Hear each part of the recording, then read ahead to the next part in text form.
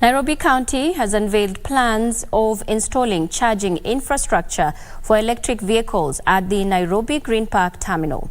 This move is geared towards incorporating e-mobility into its transportation strategies. Boniface Nyamo, the Chief Officer of Mobility in Nairobi County, says the national government should, however, give tax incentives to help in the effective adoption of e-mobility. Nyamo says Nairobi's electric mobility is promising based on the demand for electric vehicles as well as the growing number of related innovations and startups.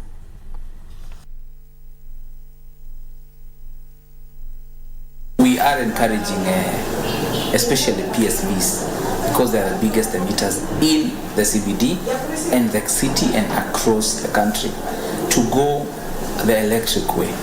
And there are so many advantages of using electric buses or electric vehicles or electric bikes as compared to using fuel enabled transport. In fact, we have encouraged those circles and companies who are launching electric buses and vehicles to invite the county